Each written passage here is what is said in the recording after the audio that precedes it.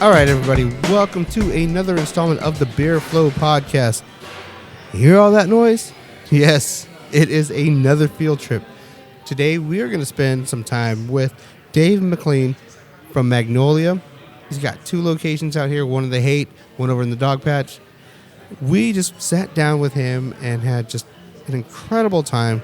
We talked about beer, we talked about the industry, we talked about the Great American Beer Festival, and we also found out the deadhead is not a dirty word. So kick back, relax. We're going to have some beer. Hopefully you have some beers.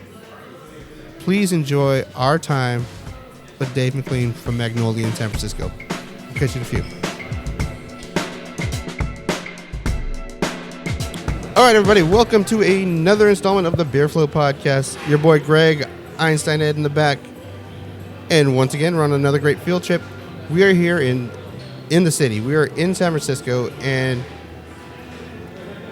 we're here at a place that is near and dear to our heart not only because this is kind of where it all started. We started mapping out this whole podcast concept and everything at this place. We started talking about Black Brew Friday at this place.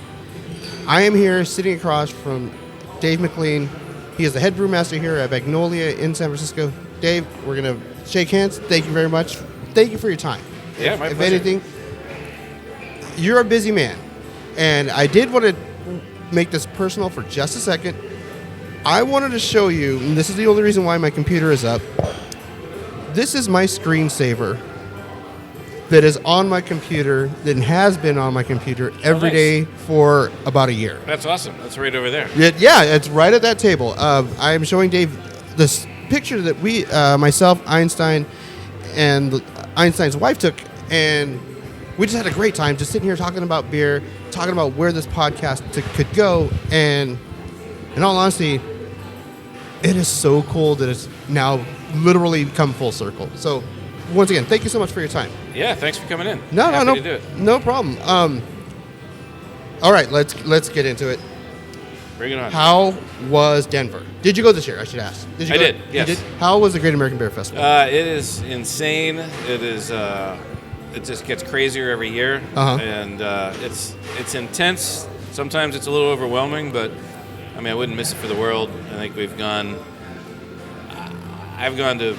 I think my first one was about 22 years ago, and I've gone to most of them since Magnolia opened 19 years ago. Wow. I missed maybe one or two, but it's great. It's I can't even imagine fall without it. You know, it's part of the fall ritual for me. You know, it's like the leaves changed in some places, and in my case, I go to Denver. Football starts, you're going to Denver. There's a trip to Denver somewhere, and it's a lot of fun. I mean, it's so intense on the festival floor these days with the extra 90,000 square feet that they added last year, and you know, that many more breweries. I think around 800 now. Really? The number of entries in the competition is around 7,000.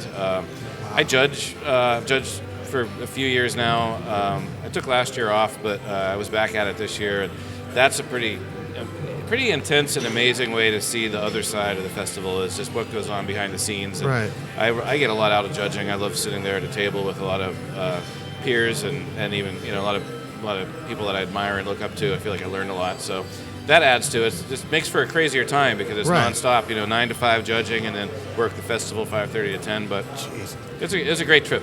Well, and you know, that's what's cool is like we've talked to a few people that have. You're probably now the person that kind of ties it all in, because I've talked to a few people that have actually gone to it, just going to it.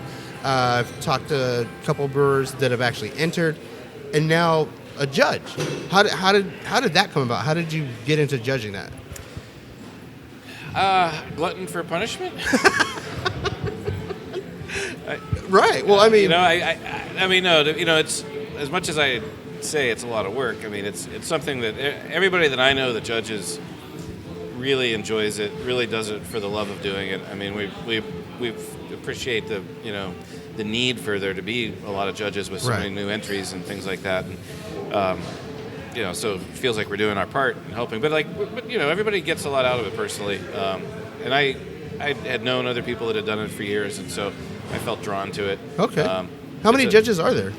I think there are around 200 250, 260 maybe. Crap. But, you got 7,000 beers. So, Right, and right. multiple rounds and flights. And, it takes a lot of bodies, a lot of humans to be able to process that amount of beer in a certain amount of time, right? A lot of crackers and water in between. A lot of crackers and water, yeah. Jeez. So, were there... I understand. There's no way you're going to be able to get to every entry, silver medal effort, if you can get to most of them. But, I mean, what did you see that was kind of a recurring theme? What was kind of the... I don't want to say a trend, because trend's now a trendy word. But, I mean, was there a lot of something that beer craft lovers and consumers can look forward to as far as anything new that you kind of saw a lot of this year at the festival? There are probably, at this point, there are multiple annual trends simultaneous to each other. I mean, there are, you kind of, wherever you sort of shine the big magnifying glass to the big spotlight, you see, there's a lot of this going on. There's also a lot of this going on. So, one of the things that seems like it's been trending a little bit in a positive direction is a lot more love for an expression of German brewing styles, and a lot more lager brewing going on. Also, a little bit more of an appreciation and demonstration of love for sessionable beers and lower alcohol beers, which to me has always been really near and dear to my heart. It's been one of the driving directional, things we do at Magnolia and have for the whole time we've been around, is to really focus a lot on balance and nuance in a small package and a lot of sessionable British influenced beers. So I like seeing that. Maybe I see that now because I'm on the lookout for it because I like it so much. But there are more people trying their hand at more sessionable beers that are, still packed with flavor, but not necessarily something that's hitting you over the head. Obviously, there's a lot more, wild ales and sour beers, a lot more, fruit flavored beers, fruit infused beers. There are a lot of trends happening at the same time. So are the big IBU, big crazy double IPs, are those still a big, huge presence? Absolutely. I mean, I don't think those are going anywhere. Right. It's not like these new directions that we're seeing more entries of. They're additive. Okay. They're not taking from something that was popular and shifting a focus toward something else. It's really like, IPAs don't appear to be going anywhere. Right. But then in addition to IPAs, there are now some of these emerging additional styles that are getting some popularity. Awesome. Now, one thing I'm really curious about, are Pilsners making a comeback? Yeah, definitely. Yeah. Was it... So now is it more people are fusing things, like just making Pilsners with this, with that, or is it just like people are, breweries starting to just like, no, let's just make a good, solid, strong Pilsner? As well, strong as in like, not so much well ABUs. Made. Yeah. I think the latter is true. I think people are, a lot of people are just happy to be experimenting and trying their hand at like some of these classic styles and realizing that people are willing to drink them now. Yeah. No, I almost think there's a little bit of a correction. I mean, you kind of go back a couple steps and you think about like, for people, I know now craft beer has been around for 30 plus years, 40 years, and now there are multiple generations that are now in the business and in the industry and on the consumer side. But at one point, if you look at for some kind of genesis moment, where it all began and what it came out of, frankly, it was kind of a reaction to insipid, boring, yellow mass-produced fizzy beer lagers. Yeah. And so the fact that craft beer was sort of an antidote to or a reaction to that dominant paradigm in beer means that much of the early years and then the trends that emerged from those early years were about like showing how different beer could actually be. Like, it doesn't have to be that way. It doesn't have to be thin and insipid and light and yellow and fizzy. It can be, packed with flavor and assertive and intense and big and bold and all these things that the beer that we grew up drinking in the 80s or whenever people in the 70s probably didn't have those kinds of beers to choose from. Yeah. So it was like, let's make beer flavorful and assertive and all these interesting ingredients. And so that sort of set wheels in motion. Right. And an unfortunate sort of, I don't know, collateral damage or side effect from that is like, what got left in the dust is entire styles of like lagers, light lagers, pilsners, all that stuff just got left behind as like, oh, we don't want to make beer like that. We want to make these big, hoppy, full flavor beers, right? Right. And now at some point, like craft beer has asserted itself to the point where those, there's no harm now in actually trying to express oneself through brewing some of these, light yellow, German influence, German style beers, various light lagers and pilsners, you name it. It's almost like after a period of time, the whole thing has run its course to the point where now it's safe to make a light yellow beer again. Yeah, and the customer will actually differentiate between your fresh, well-made, full-flavored, nice ingredients, good light yellow beer versus sort of a mass-produced, boring light yellow beer. And so, like, there's enough distinction that the consumer now has enough,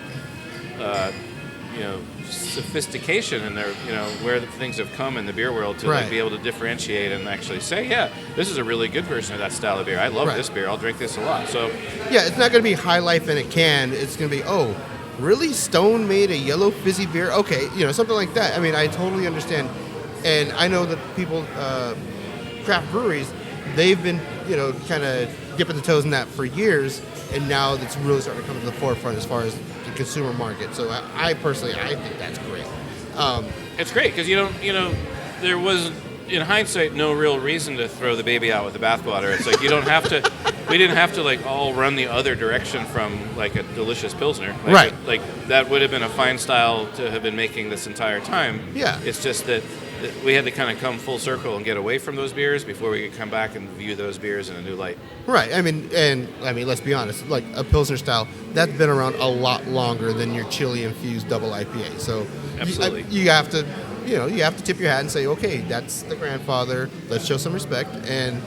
Sure. But as long as they're being respectful, I think, to the sophistication and I guess the palate's changing of your average beer drinker these days. The palate and also the sort of psychology of beer drinking, probably. Right.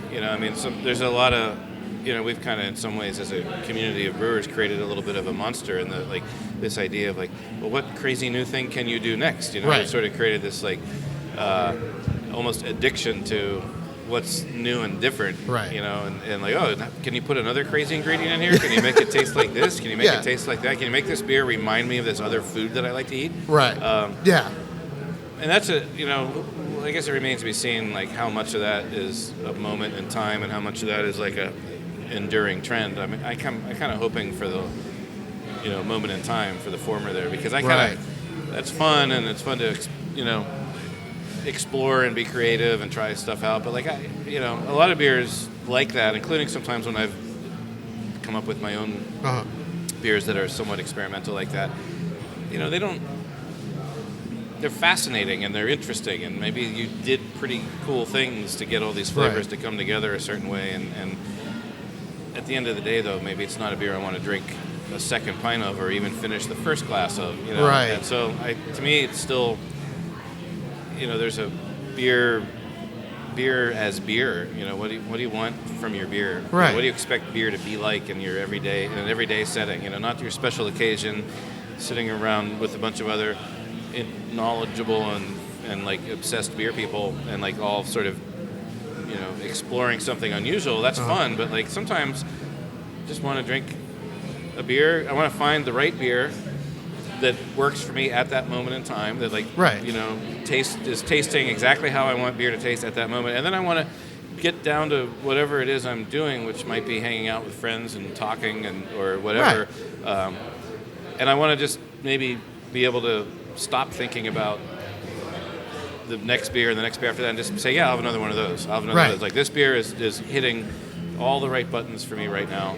And it's well made, it's fresh, it's delicious, there are no flaws, it tastes a certain way. Right. Sure, you give me another one. And then after that, I'll take another one of those too. I don't want to necessarily stop the flow of whatever else is going on in my life, some great conversation or a date or whatever, and like stop and like really analyze the next 3 beers and talk about them like ad nauseum. No, I totally feel that. I mean, I know I call them my chucklehead in the neighborhood, and they're all macro guys. I'm like, okay, I'm gonna stop trying to impress you. Let me just find something that I know that I like, and you guys will enjoy watching the game with. And so I totally understand. I feel the same way. You just gotta just bring something good. Stop trying. I mean, not saying stop trying to impress, but I mean, there's no need to constantly try to impress. At least, I mean, as a drinker. Right. And I guess we might have diverged a little bit from the original conversation point there, but I think the point was that there are some changes afoot, where some people are starting to come back around and remember like what beer drinking can be, or what you sort of expect of beer drinking.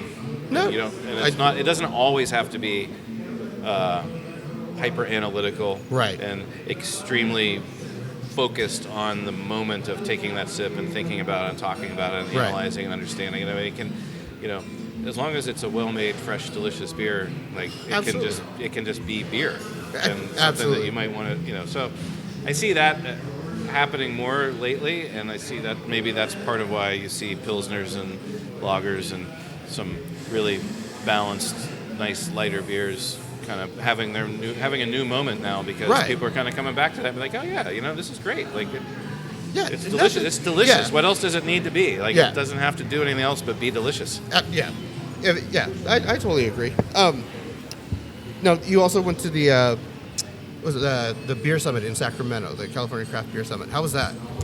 That was great. That was like a mini craft brewers conference, in our industry, which is, the Brewers Association also puts on an annual trade show that moves around the country called the Craft Brewers Conference, and that's more the industry-facing event, whereas the GABF is their same organization. BA puts on. The GABF is more the public-facing event, beer festival.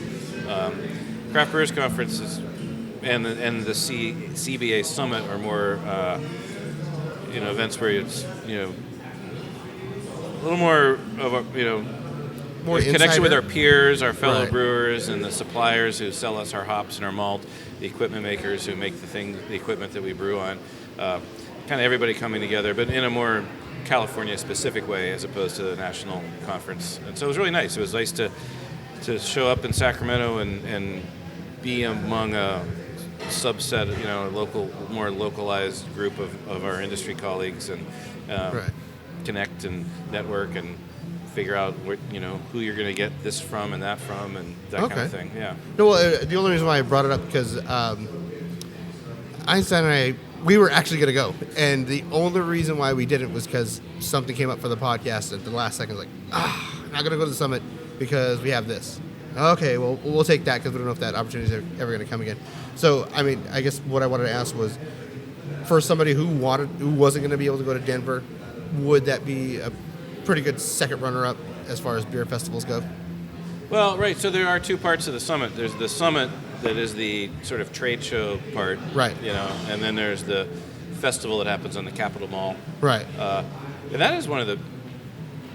I mean, it's not nearly the same size as the GABF, but that's one of the larger beer festivals that we attend now. In terms of number of breweries, well over 100, 120, 130, something like that. Yeah, maybe they more. were at first saying there was going to be about 200. Then when it came a little closer to the event, it's like, there's 100, 150, 120. Like, either way, that's a good large chunk. Number of breweries, and it's pretty cool to have them all in one long row on the Capitol Mall and in front of the State House, and it's cool because it's very California's a big state, but it's just California breweries, and that's pretty cool. Yeah. There's the GABF, you almost have to spend a little time in advance mapping out a strategy of how you're going to go to these breweries, because with 800 breweries on the floor, there's no way, even if you go to all 4 sessions, there's no way you're going to get to all of them. Jeez. Nor should you.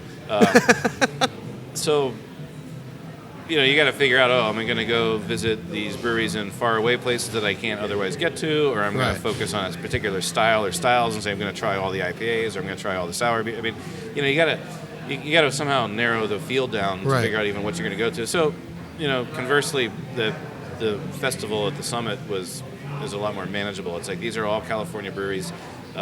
There's, I can actually hit quite a few of them. Right. I mean, I never really left our booth, working, but I would imagine a festival attendee could probably hit most of the breweries and like.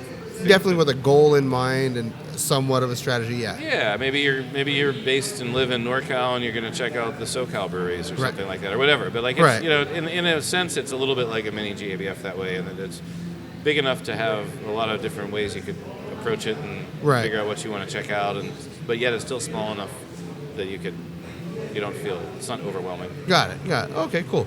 So for our listeners, they obviously hear the background ambient.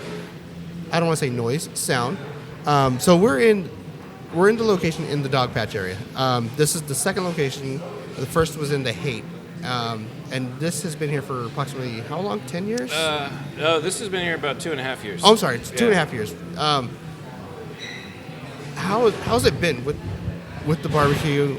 How has just that come along? I mean, I have so many food and like beer pairing questions that it just seemed natural. I'd assume it just was natural to have barbecue here.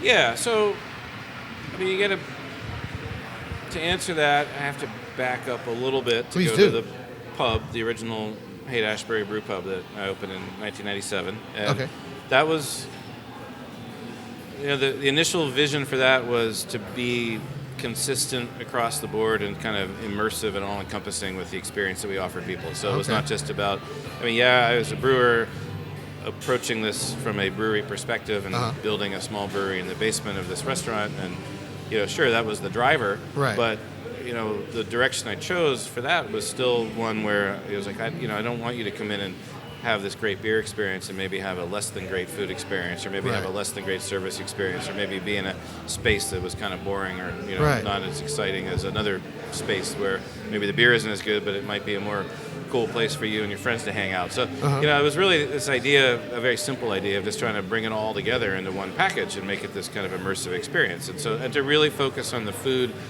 as much as the beer over there. It was like, how can you talk about the ingredients you use in the beer and how you source your beer ingredients, and the love and the care and attention that goes into your brewing process and all that stuff, and then turn around and sign an invoice for a bunch of frozen prepackaged food that gets dropped into a fryer, and so I was trying to make Magnolia an antidote to a lot of that, and a place where it's like, we're gonna say these things about the beer because we mean them, and we're gonna also say those same things about the food because we mean them, because they're basic philosophical approaches to how someone would want to source things to make the things somebody's going to eat and drink. I want it to be consistent across the board. So that was the Magnolia ethos, and still is. And then given the opportunity to do another place, because we were going to build another brewery, because we ran out of capacity at that brewery and we needed a bigger brewery. The first decision was, I want to not just have it be a production brewery, but I really love the whole, create this kind of universal immersive experience with food and drink. So of course I want to do it again and make the new place also have a restaurant bar component and create another type of experience for people. And then the question was, do you just do a cookie cutter and duplicate the same thing? And for me, the answer was no. It was like, the Magnolia Pub menu, the sort of gastro pub approach, and everything that we do there, like, I love it. I love it as much today as I did 19 years ago. But I didn't want to do it again. I wanted to make that still be special to that place. And so then the question was what to do over here that would be similar but different, that would be in the same, cut from the same cloth and philosophically aligned, vision-wise aligned. And so, I love barbecue. I think, we learned a lot over in the Haight about kind of whole animal butchery and careful sourcing of non-factory farmed meat, animals that are raised with, care and respect. And the importance of using, A, the importance of the diet that they're fed, B, the importance of using all of an animal and not wasting any of it. We learned a lot of that over there, and it all sort of steered me toward, a barbecue concept here because it was a way to kind of double down on a lot of those beliefs and statements about, and over here we're actually feeding the spent grain from the brewery to the pigs, that we get the pigs in whole from the farmer, and they're heritage breed pigs that are raised from a guy that we know in Marin that comes and picks up the spent grain, and then we get those pigs, we butcher them in-house and use all of the parts in our barbecue.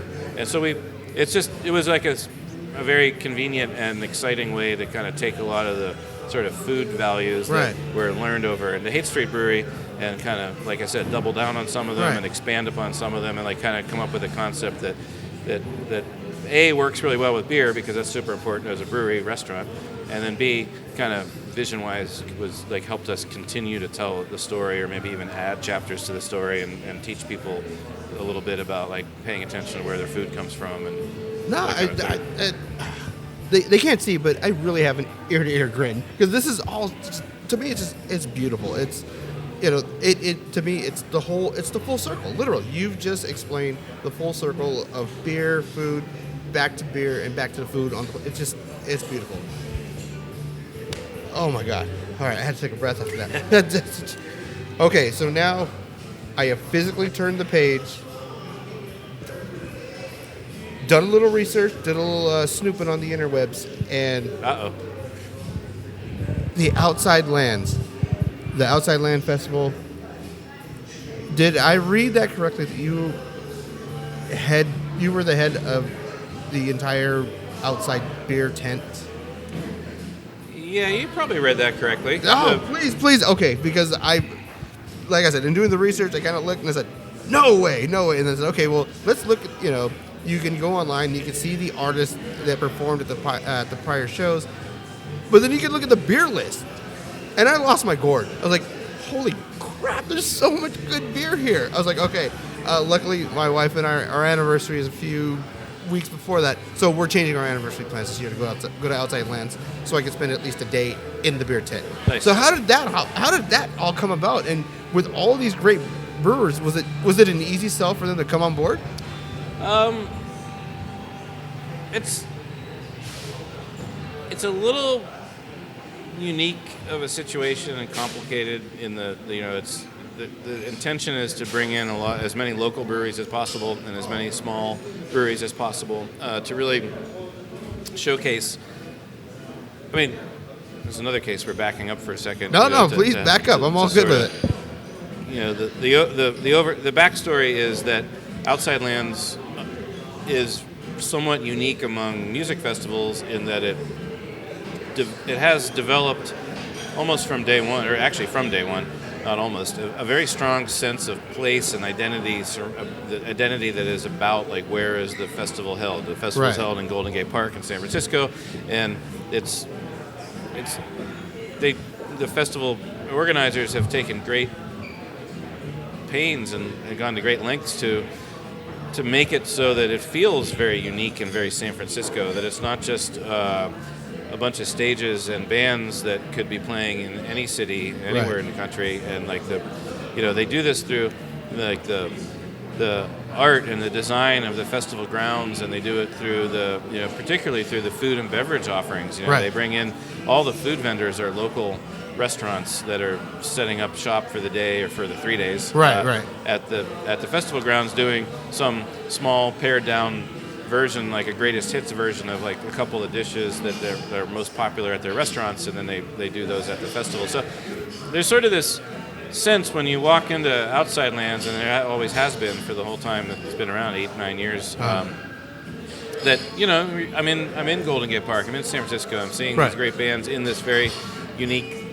San Francisco setting, and in the first few years, there was Winelands and there was some other great, a lot of great food and beverage offerings, but there wasn't really a craft beer element, and it was kind of, maybe one of the last pieces of the puzzle for them to fit into place. And so then, when I was asked if I wanted to do that, it was like an easy thing to say yes to because it's a real labor of love. I mean, it's just an opportunity I saw it as an opportunity to take a lot of the foundation of what they've set up as a sort of format and philosophy for that festival and just extend it to beer and like really make it also about the local producers, and the local places. And so So that part was easy. The idea that it's going to be a festival, a beer area, the beer tent, beer lands, right, at a music festival that's going to mirror a lot of how they chose and curate the food vendors and a lot of the other vendors that are there. And so that part's easy. But, it's also a very big festival, 60,000 people a day, I think, 65,000 people a day. I'm not sure the exact number, but the beer needs are pretty large. So like you have sort of a little bit of a puzzle to solve, which is large amounts of beer needed, but the effort to source from small breweries. Right. So not every brewery can meet the needs. Not every brewery can supply like 15 kegs of something. Right. Because that might be, for some breweries, that could be like 2 batches of that beer, right. Or a batch of that beer at least. So it just turns into a little bit of a puzzle to solve of, how can I keep the beer list hyper-local? How can I make it as San Francisco-centric as possible? And then from there, maybe as Bay Area-centric, filling in holes as possible. And then maybe some NorCal, breweries that aren't quite as close but are still very much part of the NorCal beer community. How do you give a festival like that a sense of, how do you give the beer list at a festival like that a sense of place that kind of fits the rest of the programming there? And it involves a lot of like, can you guys do this? Well, what about this beer? Just a lot of conversations and a lot of planning, and it starts in like March. Were you hearing from like a lot of just San Francisco natives, people who were attending? I guess maybe when it first started, were you hearing like, hey, more craft beer, or was it just something like, no, I'm just gonna bring this and I don't even care? As far as craft brew versus big macros coming in. I can only speak to the time that I've been involved in it, which is 4 years now, 5 years, I guess. Prior to that, getting to know the team behind the festival. They are super ambitious and try so hard to pull off a really amazing event across the board. Like every aspect of it is really designed to, really deliver a way above average festival experience for the guest. And so, I can't speak to maybe, why beer wasn't part of the initial, maybe just because, but there's only so much bandwidth that like one group of people can devote to something. It's like if you're, building out this amazing space with all of the decor and design items and like kind of working on that, and you're also bringing in all the great food and wine lands they started with, which was great. The wine section. There's just only so much a group of people can do, and for whatever reason, beer wasn't necessarily part of that in the very beginning. But I at the point where I came into the picture, from that point forward, it was like my intention was like let's make it about the local beer community. It's I don't know exactly what people are going to want to drink, but I think that we can turn them on to great local beer and show them that they can come hang out at a giant, large format festival and still have a bunch of great locally brewed beer options. Right. So, that was the intention from the beginning of my relationship with it. Well, on behalf of somebody who hasn't gone, but now is going to go, just based on, yes, the set list, or, the artist list is incredible. Yeah, now that is definitely just kind of kicked me in the butt to say, I'm definitely going just to check this out. So thank you. I thank you on behalf of everyone who does it. Thank you. Thank you so much. Now, we're going to start to wrap it up. I don't know if you are aware, but we are a craft beer and hip-hop podcast. The scene that you've been, you've done all these, and let's just face it. Being at the festival, was there any hip-hop group that you looked forward to seeing, or that maybe kind of took you by surprise, said, oh, I didn't expect that, and liked it? Well, when it comes to the Outside Lands Fest, I end up getting fairly planted at the Beer Lands tent. Okay. So I feel like I saw a lot more music at Outside Lands prior to working there. Oh, okay. Ironically. Okay. And I feel like now I'm there all day, every day for 3 days, but I see less music than I probably used to. Just because, It's just how it works out. That's how it works out. Yeah. I mean, it's kind of working, I guess. Right. Yeah, I understand. And then, to be totally honest, you're talking to a stuck in the mud, dyed in the wool deadhead. I was just gonna say, is deadhead a bad word? Deadhead's not a bad word. Okay, no, not in the circles I travel in. But yeah, I do like to think that I'm pretty open-minded about music. Okay. I think the Dead taught me that.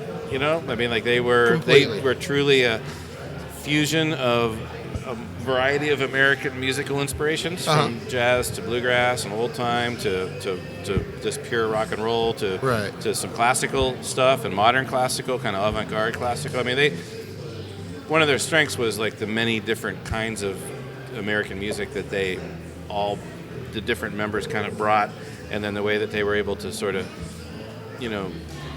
fuse those together in a way that didn't sound fusion-y, but just sounded like, you could just tell, like, this is a little bit inspired from this, or maybe this is inspired from this and this, Right. Not a lot of overlap, though. That being said, with all those various American influences, I mean, they're also, a product of the 60s. The influences that influenced them were the early part of the 20th century up to the 50s and 60s. So, and I tend to have adopted that sort of openness of like, wow, if I check this out, it's going to open a door to this thing, and I'm just going to go down a rabbit hole, and I'm going to find this cool thing, and then this cool thing. It hasn't brought me to a whole lot of hip hop, but I appreciate fair enough. I just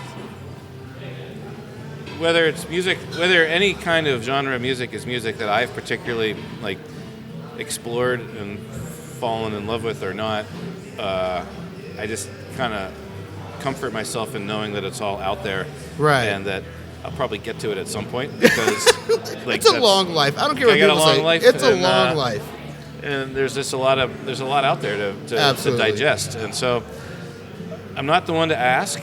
No, that's fine. But I had to ask. You were there in some capacity. I had to ask. I would have failed my audience if I didn't ask. Yeah, well, I appreciate worlds the honest could answer. collide in some way, and I could find myself. Yeah, who knows? I'll make you a mixtape. There you go. I'll take it. All right. Last question, I promise. Outside of any of the beer that you make, give me 3 beers on your 3-beer flight list right now.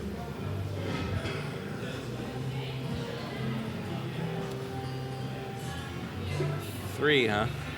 Or 2. We'll go as many as you like or as little as you like. Okay, so I'll start with 1. Let's hear it. And over the years, I mean, I've been doing this for 19, 20 years, and over the years, some version of that question gets asked of a lot of brewers. I'd assume, and I'm sorry. No, it's fascinating that it is such a common question, because there's something there it says something. I don't know exactly what it says, but it's like people want to know, like, well, what do the chefs like to eat, or what do the brewers like to drink, or whatever, and sometimes it's framed as like, what's your desert island beer? What would you, if you could only have one beer, what would it be? Right. No, I hear you. I like my beers, and I'm proud of the beers that we make at Magnolia, but for as long as I've been doing this, and for as long as I've been asked questions like that, I have always consistently never failed to say that Sierra Nevada Pale Ale is that one desert island beer. I absolutely bow down. Absolutely bow down. Like I said earlier in our conversation off the air, I watched TV before when I was in the clothing and retail industry. Oh, what are they wearing? But then when I went into the beverage industry and I started doing beers and alcohol, I looked and saw an episode of Friends, and it's a green bottle of Sierra Nevada. So to this day, yes, I mentioned my Chucklehead neighbors, and they're all macros, but then they will subtext me and say, but we have Sierras. Okay, we're good. Right. And you have to. It's almost like you have to. But it is a perfect beer. Absolutely. Right? It has a historical and cultural significance that adds to my feelings about it, my perception of it, right? Because it's the the beer that kind of begat the entire pale ale movement and helped kickstart and create the whole craft beer movement. Right. But even if you strip away any kind of historical, cultural importance and just look at it purely as a beer and the flavors and aromas of the beer and the quality control and the stability and freshness and the fact that I know a lot of brewers that say the same thing. It's not like I'm being unique in this. It's just but for a lot of us, we hold that up as a standard, as the standard. Absolutely. And it's like this is what it means to, start out on a independent sort of approach and say we're going to make beer that's different from all the other beer around at this point, and then to grow the company and grow the brand and grow the volume of production and not only keep it consistently as good as it was in the beginning when it was small, but actually in a lot of ways make it better. I mean, the amount of resources plowed back into that process, into the R&D and into the quality control and into pioneering new ways to do something better. I mean, it really bothers me. I have a pet peeve when let's hear it. When a person who is not as maybe intimately familiar with all of that kind of sometimes will throw some of the legacy brands under the bus, like a Sierra or something. Say, oh well, I want something new and different and cutting edge. It's like, no, you want a good beer. You just want a beer that's well made, that's delicious, that is that is the quality control in that beer. If you are asked to part with money for a product, you want to know that the product, that there was some integrity on the side of making that product that's going to give you a good chance of getting that product in its best possible state. And that's what Sierra represents that. So I've never changed in the whole time I've been doing this. That's my go-to beer. In fact, I was at a random corner liquor store last night on the way to a friend's house for a Halloween party, and I grabbed a 6-pack of Sierra Pale. Why not? I mean, to me, I get it. It's borderline perfect. Yeah. So, Dave, thank you so much for your time. Sure. This is true. I was so looking forward to this. Thank you so much. Yeah. And we are going to partake in your beers right now. We're going to be here for a while. Nice. Thank you so much. We're going to probably grab some grub. Awesome. My pleasure. Thanks for coming in. No problem. Thank you for having us. Yeah. All right, guys. 15 for 12 coming right up. We'll catch you in a minute.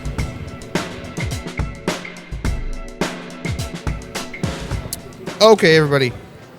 15 for 12. And Dave is he's still with us. And he's done us the honor of giving us our tasters.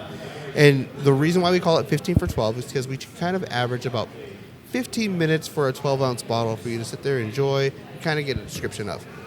These are obviously not 12 ounces of beer. At least there's some ounces of beer. But he gave us our testers for our 15 for 12. I don't know what's in front of me. I know which one of them is.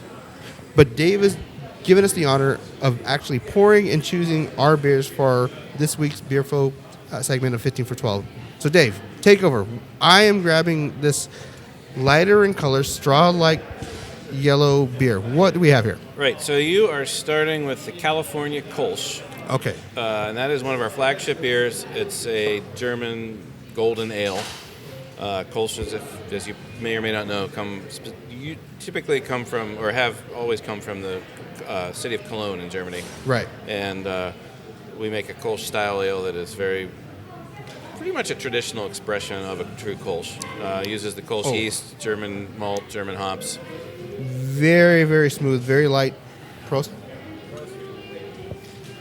4.7% ABV.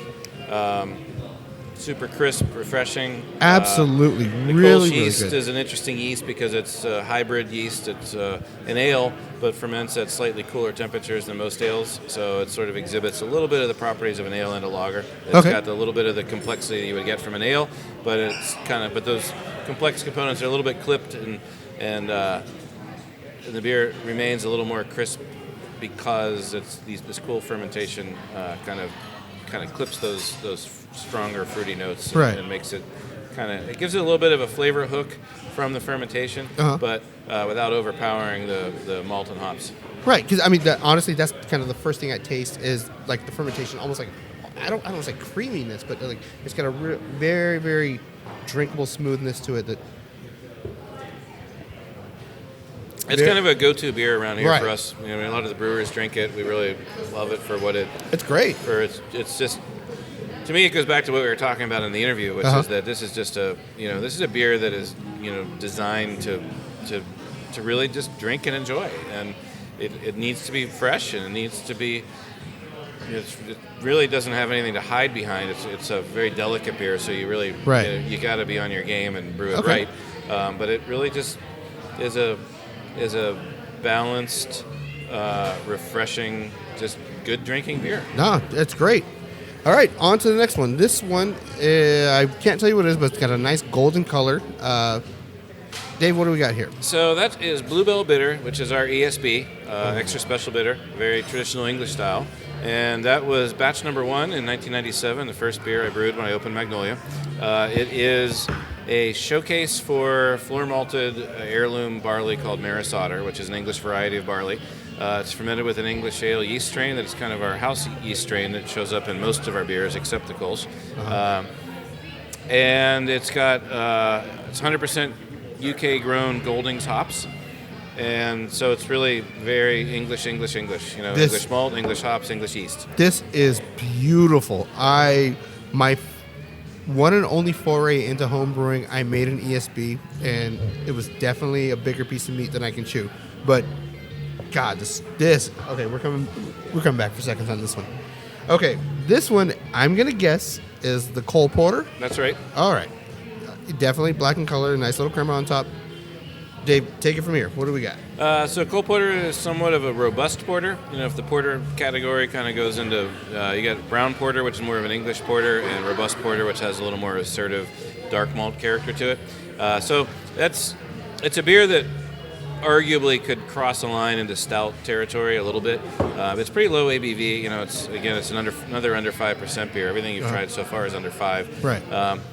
It's got a little touch of roast barley in it, which arguably might make it not a porter. No, I could definitely taste that roastiness. It's almost, it may be unfair because there's smoked meat in here, but I mean, that roastiness kind of reminds me of like smoked meat, smoked bacon, but this is really great. Thanks. It's the hop profile is driven mostly by UK grown Goldings for that kind of earthiness with a little bit of spiciness, but it has a touch of Cascade in the finish at the end of the boil. Got it. So okay, got it. It kind of brightens it up a little bit. Yeah, no, it absolutely. That's so much better at this than I am. Okay, so it looks like we've got two special ones here. What do we have in this tulip bowl here? That one is called Rosebud, and it is a once-a-year beer that we do every fall. That is a really, talk about hybrids. It is an English malt bill, a Belgian fermentation, and it has grapes in it as well as some spices in it. Yeah. Oh, okay. So it's fermented with in a 7-barrel batch. It's also, in addition to the malt bill, it's got the juice of 100 pounds of Syrah grapes. Wow. We put those in on we put the juice in on day 2 of fermentation. So it's already started its fermentation of the malt sugars, and then we kind of add to that the grape juice. Okay, so I do have a little bit of background as far as wine goes. So yeah, Syrah, it's going to be like it's a grape. It's a wine varietal that a little peppery when you drink that wine, but the pepper is not here. But that nice, really big, great taste is there without being like fruity Capri Sun sweet. And yeah, it's a fun beer. Nice spices though. It was almost like mulling spices. Yeah, so there's a touch of lavender in there. There is some pepper in there. Okay. And that's pretty much it. This one is beautiful. Oh, and roses. I mean, that was that was the first thing I smelled. It was very floral. I almost left that out of the description, but I mean that's where the name comes from. Right. Well, I love Citizen Kane, so that was the first thing I thought of. But. Right. So Rosebud, sled of Citizen Kane. Absolutely. Also one of Jerry Garcia's guitars called Rosebud. Okay, see, there is where my, lack of knowledge as far as the Dead goes.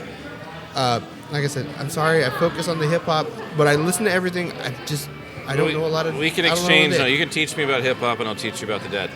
Done. Absolutely done. All right. So, last beer for this week's Beer Flow segment of 15 for 12. So you are here on November 1st, which is the kickoff of the Brew SFO project, which is a annual event that we do with the 21st Amendment Brewery.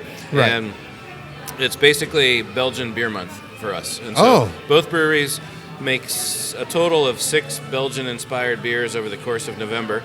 And we have a punch card, where you try them all, and you get a glass at the end if you had all 12. So you got to go to both breweries, either Magnolia Pub in the Haight or Smokestack here in Dogpatch, and 21st Amendment's original brew pub in the city, or their San Leandro tasting room. So between the 4 locations, you can try all these beers and get your punch card punched and work your way through. It's basically the concept is, BRU is the Brussels Airport Code, SFO is the San Francisco Airport Code. The idea is that we're taking you on a trip to Belgium without leaving the Bay Area. Wow. And, so today is November 1st, so this is the kickoff of the Brew SFO project for 2016. And this is one of the first 3 beers that are released today at Magnolia, and then there are 3 beers released at 21st Amendment today as well. And then each consecutive Monday, starting next week, we release 1 more beer until we've released our 6 and their 6, and all 12 are out by the end of the month. So This is one of 3 beers that went on tap today. This is a Belgian IPA. It's called Sunburst. Okay,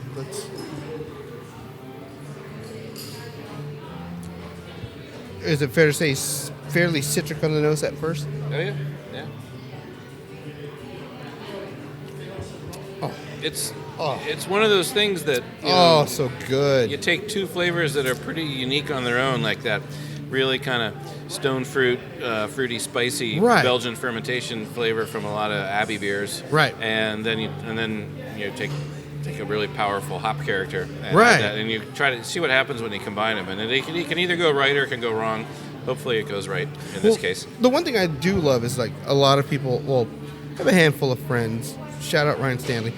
He hates Belgian beers only because of the banana. So I was like, okay, I get that. But this is kind of that middle finger to that viewpoint. You're not going to get big banana. The first thing I get is big time citrus, but this is really, really good. Yeah, the particular Abbey yeast strain that we use is somewhat maybe known or identified as maybe producing some fruity flavors that definitely aren't tropical, aren't banana. They're more like stone fruit. You get apricot, peach, kind of nectarine kind of things going on. And those particular fermentation flavors seem to play nicely with the hops that we put in here. So you get that sort of citrus / stone fruit. Right. Not so much tropical. Perfect. You guys are missing out. I am not even lying. You need to get down here to Magnolia, any one of the 2 locations, here in the Dogpatch or in the Haight. Get down, and we'll send you the link as far as the Magnolia 21st Amendment, the locations you can get to get this glass. Because, for one, the glass is dope. You guys got to check it out. But, thanks. No, just great glass. That's it. Everyone has survived. Everyone has absolutely survived. Dave, I can't thank you enough. This has absolutely truly my pleasure. been an honor. Yeah. Truly. Thank you so much. I'm definitely going to see you at Outside Lands. Right on. I'm not lying. I'm going to go to your tent. I'm going to find you. I'll be there. All right, folks. We'll catch you guys in the flip. We'll get you in just a minute. Thanks. We got too much beer to drink here. We'll be back.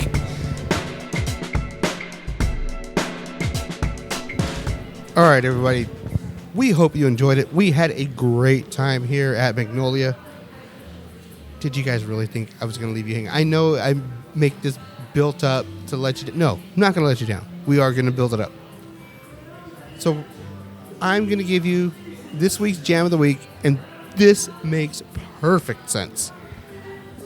When I went and did the research for Dave and Magnolia, started talking about Outside Lands and the music festival, I was thinking of Jam of the Week, and I thought of a time that Real Deal and I went to a Lollapalooza, and I thought of the time that I had read about this band. I was like, no, dude, they're a hip-hop band. We got to go check them out. And I just made a point to go to the side stage and check out this band. This was before they considered and called themselves legendary. It's deserved. They deserve that title now. It's before the talk show. I remember taking Real Deal to see the Roots on a side stage at Lollapalooza.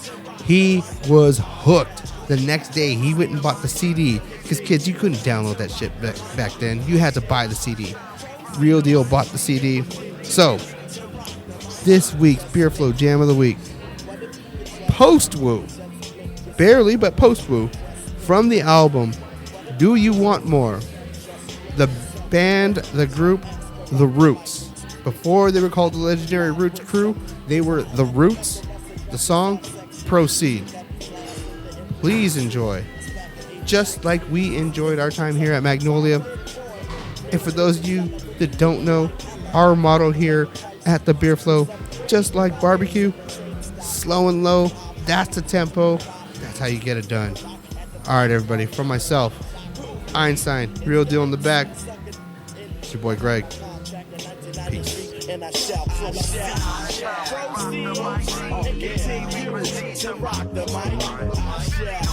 Proceed down, baby. Continue to rock the mic. Proceed and continue to rock the mic. Proceed.